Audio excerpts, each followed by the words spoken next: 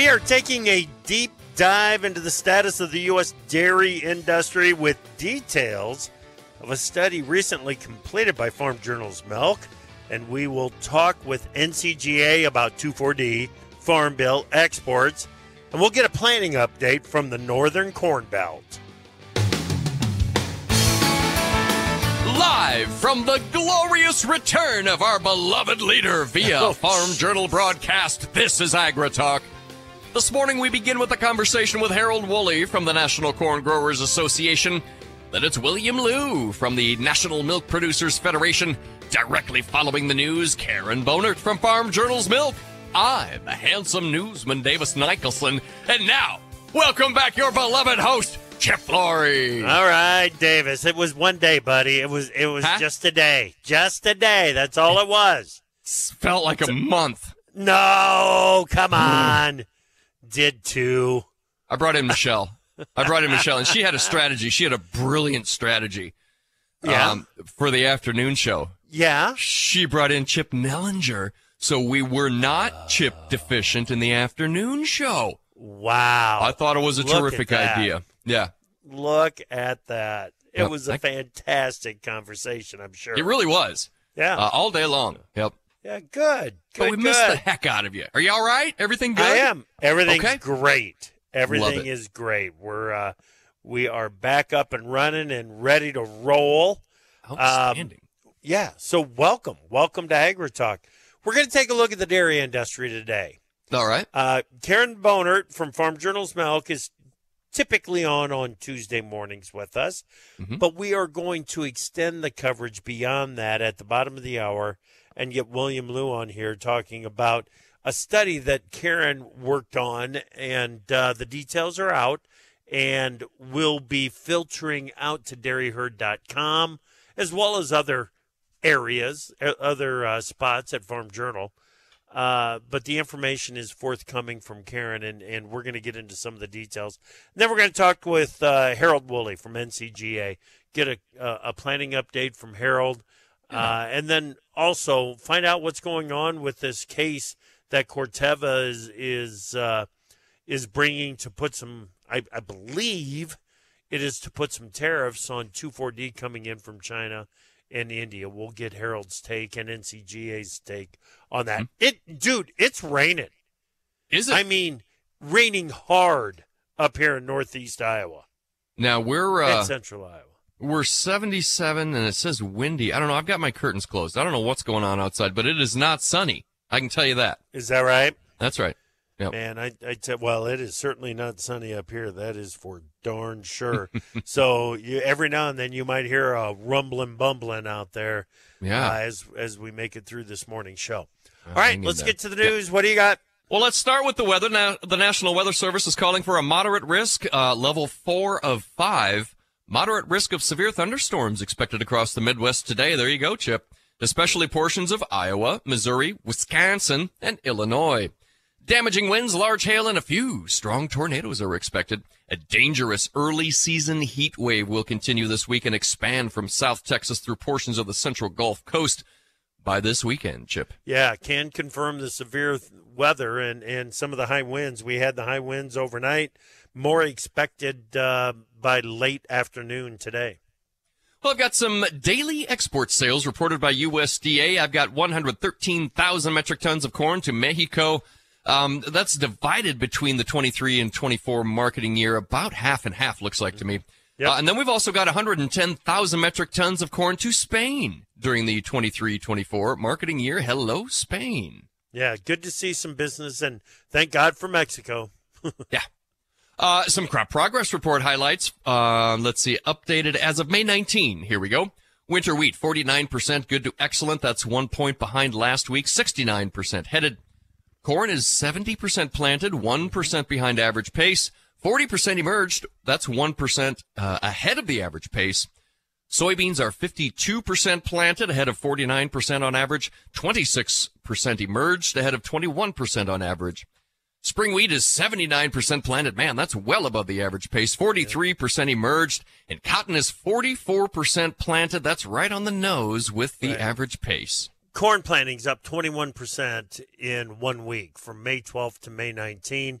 And Iowa had 3.8 days suitable for field work. So that's evidence of just how much we can get done in a short period of time. But things are shut down over a lot of Iowa right now. Yeah. Well, the Brazilian state of Rio Grande do Sul incurred extensive losses of livestock and poultry due to recent flooding.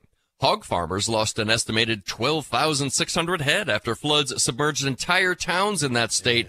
In total, Chip, some 30 farms were affected. South American crop consultant Dr. Michael Cordonier left his Argentine and Brazilian crop estimates unchanged on the week, though he has a lower bias toward both corn and soybeans in Argentina and a neutral bias toward Brazilian crops. The NASDAQ and S&P 500 notched fresh record finishes to open the week, while the Dow shrank back from the 40,000-point level. Meanwhile, prominent figures in the business and economic sectors are expressing alarm over the rising U.S. national debt and deficit spending, fearing a potential crisis. J.P. Morgan CEO Jamie Dimon warned that unchecked deficit spending could lead to a crisis, Chip. He urged the U.S. government to focus on reducing that deficit before it becomes a market-driven problem that must be addressed under more difficult conditions. I want to talk more about that later. Where have you been, guys? Is this something brand new to you? It turns out unchecked deficit spending could lead to a problem, Chip. Wow. This just in. Yeah. Could lead to a problem. Well, thank you for defining that potential problem for us and more importantly, giving us a solution. Absolutely. Wait, a solution, really? No. Do we need to get over to Karen here? Yeah, let's bring her in here. Karen Bohnert, editor at Farm Journal's Milk. How you doing, Karen? I'm great, Chip. How are you? Doing real fine. Okay, great report that you are working on, study. Farm Journal's State of the Dairy Industry Report. Give us some highlights. We're going to talk about it more at the bottom of the hour, too. Yeah, well, we surveyed producers that milk 100 cows to 20,000 cows. And really, we wanted to understand what's their operation going to look like in the next 5 years. And we asked questions on technology, sustainability, succession planning. You get a lot of different gamuts. But the promising thing for me, Chip, is that despite the mountains of challenges that producers face, the outlook does appear to be promising. More than 2/3 of our dairies reported a 5-year profitability, and more than half have a growth mindset with plans to grow in one way or another in the next 5 years. Of course, as you and I've talked, it's not always more cows, right? It's how can we generate more profit? And Chip, when it comes to alternative profit sources, what we asked, what areas are they exploring? Can you guess what were the top ones? I think I probably can. Beef on dairy and direct to consumer. Yeah, absolutely. You hit it on the head. Yeah. 20% say they plan on marketing their own beef products in the coming years. And I've talked about this before, but when we have a downturn on milk prices like now, producers have been forced to find another revenue source. Beef on dairy, of course, is the winning lottery ticket, if you will, that's helping producers stay afloat. And they're definitely keeping it in their plans in the years to come. So it's a really, we highlight so many different areas, but there's a lot of nuggets of information. The willingness to take on the huge effort of moving product direct to consumer, it shows just how hard these producers are willing to work to increase the revenue. I think it's fantastic. And a lot of good conversation and strategic planning. Lots of communication going on. That's right. That's right. We're going to talk more with Karen at the bottom of the hour. That's Karen Bohnert, editor of Farm Journal's Milk. Coming up next, we've got Harold Wolle, NCGA president.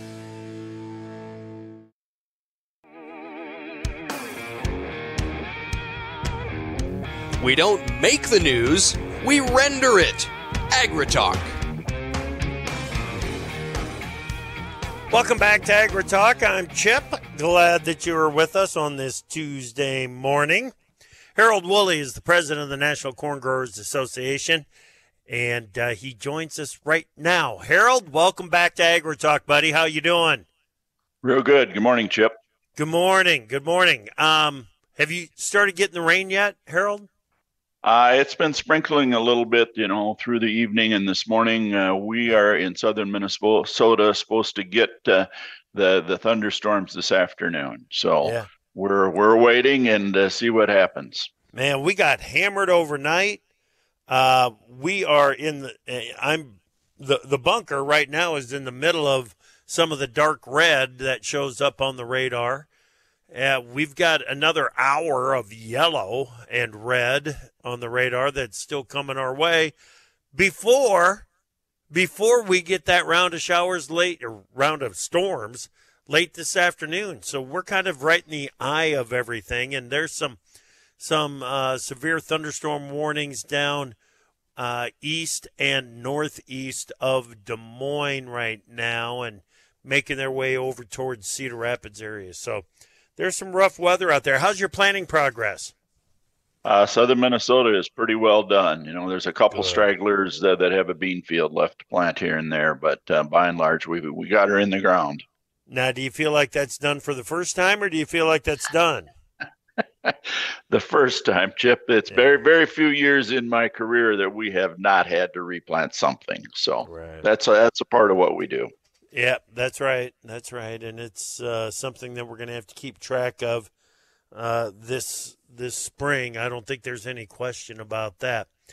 Okay, on Friday, the International Trade Commission agreed to advance a petition by Corteva Agribusiness to place anti-dumping and countervailing duties on imports of 2,4-D from China and from India. What's your take on it? What's the corn growers' take? Well, I'm not sure that. We'll see how this plays out. A 0% duty is certainly what we advocate for. This 2,4-D market is rather complex, and I learned an awful lot through this process, both about 2,4-D and how the International Trade Commission works. Okay, well, give us some insight into that, Harold. What have you learned about it that I need to know? All right, 2,4-D acid is what is being imported from India and China. And you think of acid, you think, well, that must be a liquid. Well, that's not the case. 2,4-D acid can be powder, granular, or little chips. So, and then it is remanufactured in this country into 2,4-D amine and 2,4-D ester, different processes to get those different products. And then, Corteva turns its 2,4-D acid into 2,4-D choline salt, which is Enlist. So kind of different products being produced here. So yeah. And that's one of the basis. Corteva has started out, they are the only producer of 2,4-D acid in the United States, and that goes back to when they were Dow Chemical in the 1940s. That's where it started. Right. Okay. And basically what Corteva is saying is that Chinese and Indian producers are putting their product on the market below their cost of production. Is that what Corteva is contesting? That is the anti-dumping case. The countervailing duty case says that the governments of India and China have unfairly subsidized the production of that 2,4-D acid. So two different issues. Okay. So Corteva was the petitioner. They petitioned and provided all of their data to the International Trade Commission. The importers are the primary responders to the case. So that's New Farm, Drexel, and PBI Gordon. So they all import 2,4-D acid and convert it into either a salt or an ester. PBI Gordon is primarily, they make Trimec, which I spray on my dandelions in the spring. Their primary lawn, garden, golf course. The other two produce for the agriculture market. Okay. So basically what NCGA is looking for on this is no anti-dumping, no countervailing duties, and let's bring product in. Is that the bottom line? That's what we're shooting for. Okay. So the International Trade Commission has referred the case on to the Commerce Department. The Commerce Department will look at all the different numbers that Corteva and the responders have submitted and make a decision as to whether there are appropriate duties to be placed. If there are, they'll recommend those back to the International Trade Commission, and the International Trade Commission will make the final decision. Okay. this has a feeling to me, Harold, like it's going to be going on for a while. It's going to take a while to sort this out. Yeah. Yep. Okay. Is there anything else on that we need to know, or can we jump over to the Farm Bill real quick? I want to get your take on that. I suspected you might bring Farm Bill up this morning. Certainly, G.T. Thompson has released the language, the markup of his bill, and there's a lot of good stuff in there, Chip. There's a number of things that corn growers were asking for that he included in the bill. You get down pretty far in the weeds when you start talking about those individual things. There needs to be some compromise. Certainly we have not seen language out of the Senate, either from the ranking member Bozeman or Senator Stabenow. Certainly some summaries have been provided. I think the biggest sticking point is how is this all going to get paid for?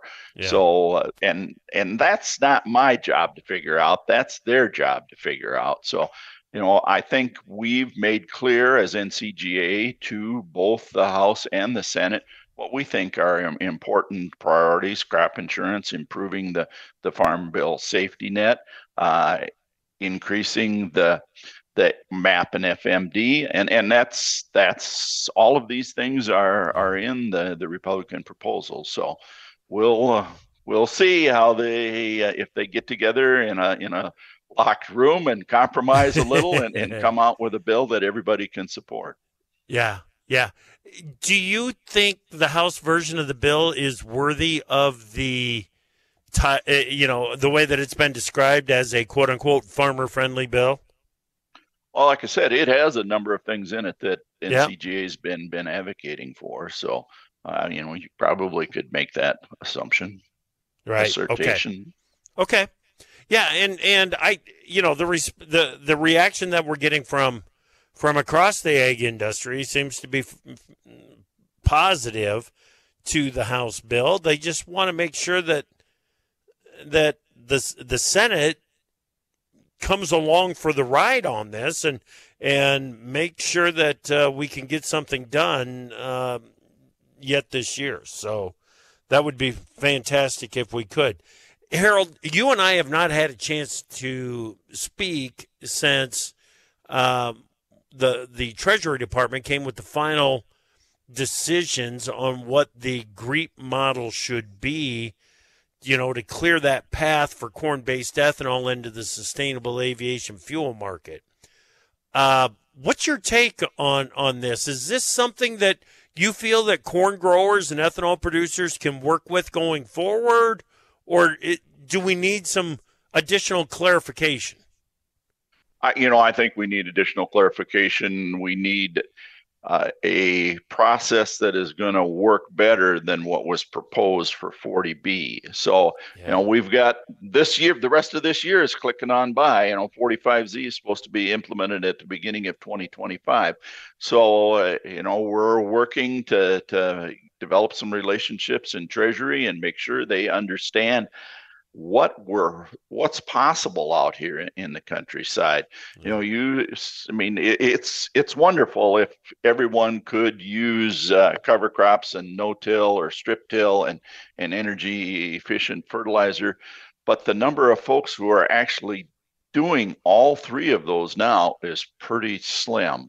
So it's not a very big market for the ethanol producers to look to. So we need to expand the capabilities, what we're going to define as reduced carbon corn. Mm-hmm. And the potential is there as we go into 45Z. Yeah. Yep. Hopefully the Treasury Department will gain an understanding that if they want that feedstock available in 2025, you can't wait until the end of 2025 to establish the rules and regs and make them retroactive to January 1. It'd be nice to have these details by Labor Day. I don't see how we could make that happen, but it'd be great to have it by Labor Day. It would be great, but I agree with you. It's not going to happen. Yep. Harold, thank you for your time, buddy. Stay safe up there. Will do. Talk to you All later. right, Harold Wolle, president of the National Corn Growers Association. Time for Markets Now with the experts from Pro Farmer. Joining us now, Pro Farmer editor Brian Grady. Beej, nice start to the week yesterday, and wheat is trying to make a comeback here this morning already. Yeah, so explosive gains yesterday, Chip, on the global crop concerns, primarily in the Black Sea region, but other areas as well. And just pulling back modestly here.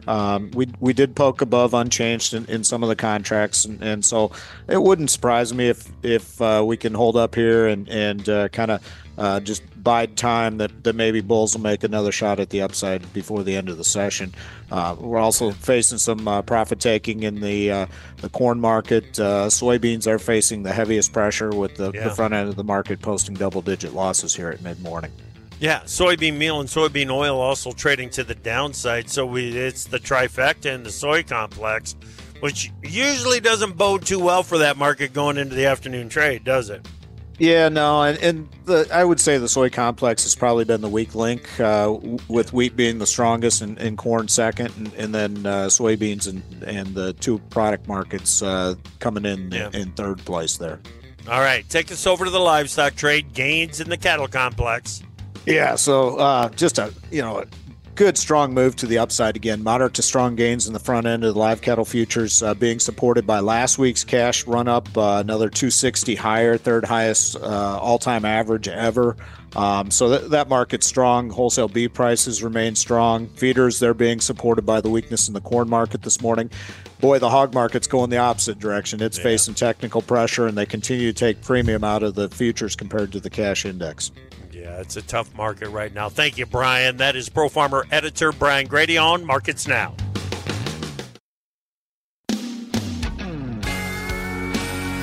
Opinions expressed on AgriTalk do not necessarily reflect the views of Farm Journal Broadcasting, affiliate stations, or sponsors. The best talkers in ag, including you. Join the conversation on AgriTalk. Call us at 855-4-TALK-AG. Welcome back to AgriTalk. I'm your host, Chip Flory, and welcome back to Karen Bohnert, editor of Farm Journal's Milk. How are you, Karen? You know what?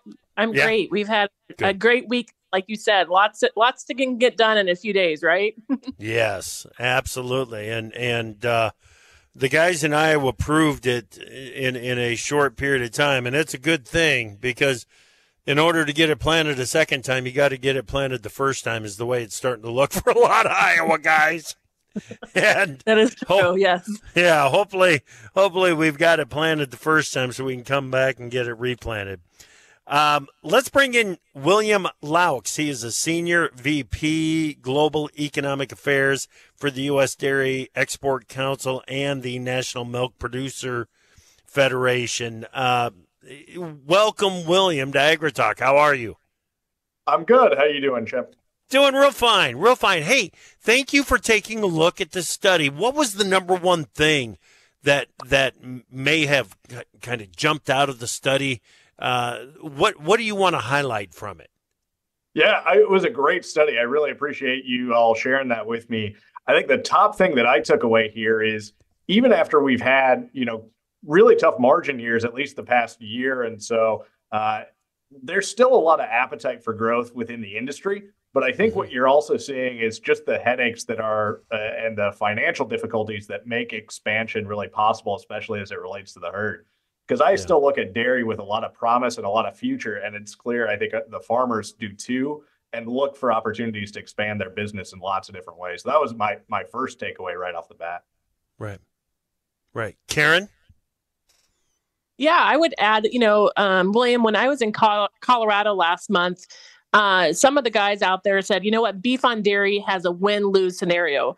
Obviously a win scenario as it's generating dollars in dairy producers' pocketbook. This is needed and a big win from my perspective. But let's talk about heifer inventory, if you will. And guys, as you know, Chip knows we're using less dairy semen, which of course is resulting in fewer dairy replacement heifers. What's your thought going forward? What's this long-term impact? Yeah, my expectation here, at least as it relates to kind of beef on dairy, right now, given where beef prices are at, feeder cattle prices are at, and just the incentive to continue breeding for beef, ultimately, you're going to continue to see pretty weak, production and availability of dairy heifers. And right now, we've seen dairy heifer prices effectively double over the past 18 months, let's say. But at the same time, that's still not enough to really change this momentum. I think what I kind of think is this talks to the broader story, at least as it relates to dairy here, is that ultimately, if you want to expand your operation, obviously finding the heifers and then paying for the heifers is obviously very expensive. But maintaining your existing operation, perhaps even with better margins, isn't quite as expensive. And really what we're seeing, I think, across dairy and arguably across ag, is that the cost to expansion, just given capital, heifer availability, heifer costs, finding labor, finding new land to really actually build a new operation or build a new site or even expand your existing site is really more expensive than it is or than it has been over the last 5 years. And I think that's kind of cooled U.S. milk production expansion here recently. Yeah. Hey, guys, does beef on dairy threaten to take some depth out of the genetic pool on the dairy side, where we're zeroing in on very specific genetic lines, even more so than what has already happened? What do you think of that one? Yeah, go ahead, Karen. I would just chime in real quick. I think that producers are being very specific, Chip. There's more. They're using sex semen and they're using beef. So they're high-end cows. They want to make sure that is generating a heifer that's better than the last generation. So there's a lot of improvement going on in genetics. On the bottom end, they're not messing with that. So it's like, why not just put beef semen in that? And that's going to generate me, a big ROI right out of the gate. Yeah. William, the only thing I'd add on there is ultimately, I think farmers are responding to economic stimulus. I mean, I come from the economic side, not from the genetic side of things, so I can't speak to that. But what I can say is ultimately right now, this long run trend in reducing replacement heifers and the herd in general is kind of a long run trend to right sizing and maximizing profitability on farm. And ultimately, I don't necessarily see that changing, provided that farmers are still getting good value out of the beef side of things. Yeah, absolutely. Absolutely. And, when you get right down to it, it's not just the dairy producer that needs it. If we're going to continue to satisfy the demand for beef in this industry, or in this economy, satisfy the demand for beef in this economy, we're going to need as much beef production as we can going forward. So I think it's very important. Let's move forward. Let's move forward here, because some of the findings, Karen, address this quickly. Some of the findings in the study about sustainability efforts. The industry knows it's coming. I just don't know if the industry has a real clear idea of how they're going to participate. Is that fair? I think it's fair. I think that, producers want to say, show me the money and show me the way. So I think that there's a lot of push. There's a lot of groups out there. They're piloting projects. And I think at the end, there is some momentum going on. But as far as producers getting on board, there's some type of, they're a little, they don't want to be the first to jump on. They want to see other success stories. And again, they want to see the dollars in the direction, if you will. Right. William, your take on that? Yeah, I think Karen's exactly right on that. My perspective here, and I think this kind of relates back to multiple things, is ultimately, if demand is there for these products and for moving to a sustainable way, we've got to find a way to pay for that and ultimately make business case sense for our farmers. But I think it is somewhat instructive here that I think the U.S. has largely, our milk production expansion has been held back by profitability, not policy. Whereas I think our friends in Europe and Oceania, they're the ones who are putting on, a lot more sticks than carrots right now, and that's holding back their milk production. So it is somewhat of I think the U.S. being proactive is going to be really critical in this and making sure that we find ways to make sustainability a profit center and not a restriction to expansion. Yeah. Yeah, I feel like in the U.S., the effort so far has been a cooperative effort to make some advancements on sustainability, environmental conservation, whatever word you're putting on it. And it's been forced in other parts of the world, and we've seen the consequences, the negative consequences of that. We're talking about a study by Farm Journal's Milk on the state of the U.S., well, the state of the dairy industry, not just the U.S. Dairy industry. What about trade, Karen? This is where I wanted to jump in and ask William a question, Chip, is over the weekend, we opened our April settlement check, and let me say it was less than stellar.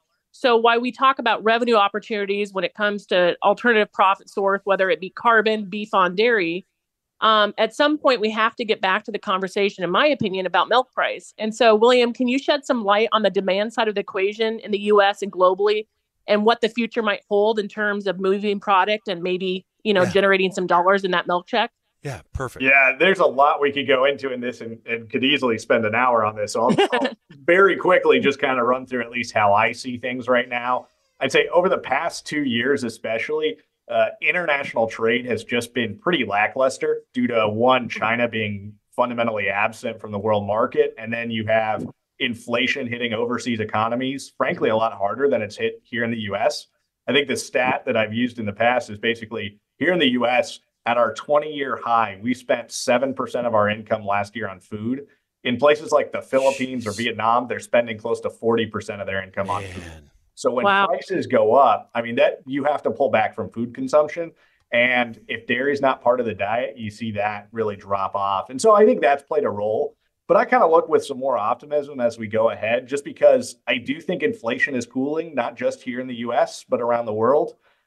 So I do think we're starting to see some signs of demand picking back up internationally. The problem is still China, because China doesn't seem to be coming back. And I think that's somewhat kept a lid on prices really rallying, because we haven't had much supply, which should push up prices. But demand internationally has been pretty quiet with China gone.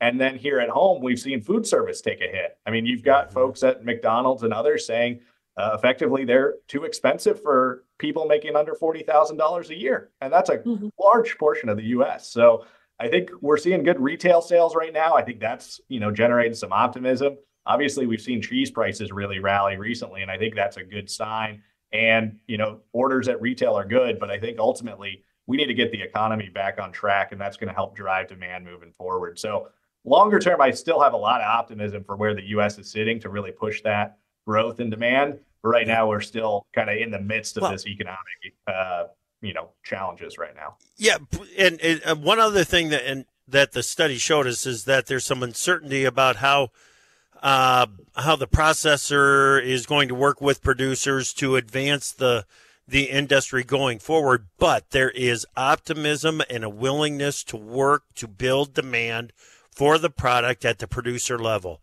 And when that's in place, you guys, we better not underestimate what the future looks like for this dairy industry if it's going to start at the producer level with an effort to grow demand going forward. William, thank you so much for joining us. Thank you so much for having me. You bet. That is William Loux. He is the Senior VP Global Economic Affairs for the U.S. Dairy Export Council and the National Milk Producers Federation. And Karen Bohnert, editor, Farm Journal's Milk. Thanks, Karen. Thanks, Chip. All right. Davis and I will put a wrap on this morning's AgriTalk next.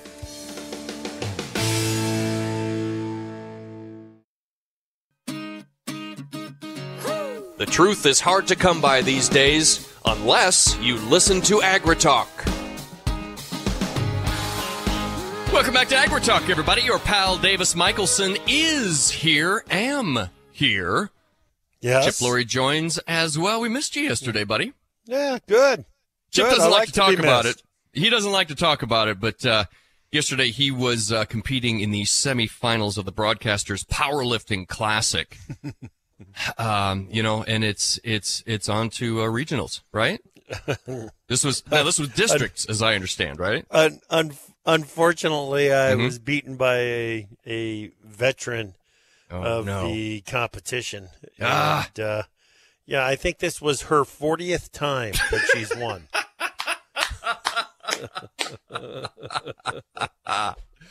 Well, sure good to have you back. A couple of things that I missed yesterday. Michelle did a fantastic job. She was wonderful. No problems there. But I wanted to talk to you about my weekend, bro. I had a very exciting adventure over the weekend. Oh, my goodness. I want to hear all about it right now. You're not going to believe this, dude. Okay, so I traveled. I had a gig down in Ponca City, Oklahoma, playing piano. Nice. A beautiful drive down South I-35 through, I guess you'd call it east, sort of central-ish Kansas, through the Flint Hills. A lot of cattle grazing country out there. Yeah. The first thing, my first observation was, at least through my windows, how green it was. Yeah. Gorgeous, lush green from horizon to horizon. Seriously, there's not much out there once you get so far south. And it looks absolutely gorgeous out there. Yeah, the grass is back is what I'm hearing you say. And it might not be everywhere, but what I saw. Okay, so the trip that that Joe and I took to North Texas, north of Dallas, into the Decatur, Gainesville area. Yep. A couple of weeks ago, I was very much surprised by how much grass is available down there. And it's not just on the well-managed ranches. Right. It looked like everybody got the grass back. Yep, absolutely. Now, some of the moisture that spurred that did set off some tornadoes, some severe weather. We don't like that part. That's right. Especially, I'm thinking of some of those Oklahoma towns. Anyway, all that aside, I show up at the gig. I'm setting up. I'm minding my own business. I'm talking to a guy whose wife was an executive at I don't know if it's Conoco or if it's 66 now or who bought out who or what the deal is, but there's a massive refinery there in Ponca City, and she had worked there.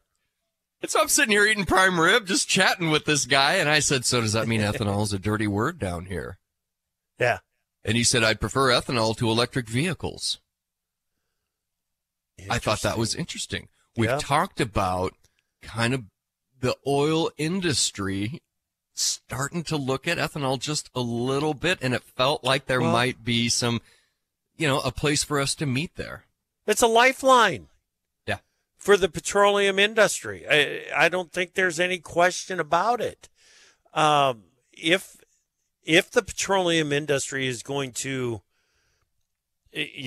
live into the future in new products, in new vehicles, it's going to have to be with a lower carbon fuel.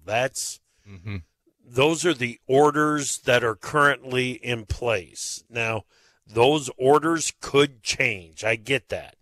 But as of the way that things stand right now, lower carbon fuels have to be in the petroleum industry's future, or they don't have one. Right. Well, so they're pushing forward on they want, I think the petroleum industry wants E15 available year round. Number one, it's a whole lot simpler to make E15 available everywhere all year long, rather than we can do it in these 8 states during the summer months, but we can't do it there during this month, can't do it there. So we've got to separate all these different fuel lines. And no, they don't want that. They want simplicity, and that simplicity is selling the same product everywhere. So we finished our conversation. I was talking to a cattle guy. He's like, "Oh yeah, you got to sell here." And I'm getting ready to sit down and play. We're all there. We brought the lights up. The other guys are ready. They're getting their drumsticks ready and fixing their hair and things. And the manager of the country club comes up to me, the woman who had hired us, and she says, before you start, can you make an announcement? Oh. This is not uncommon. Hey, the dessert's being served over on the veranda, or hey, everybody, here's the winner of the big contest, or whatever. Right. She says to me, I need you to make an announcement. that we no longer have any water here in the country club. We're bringing in some porta potties, but if you have to go now, there is a shuttle out front of the country club, and we will shuttle you to one of the porta potties somewhere on the golf course. Oh, no. I said, you want me to announce this to these people? And she said, well, actually, no lie, hand to God, she says, actually, could you sing it to them? Could you sing it? She said, can you sing this to them?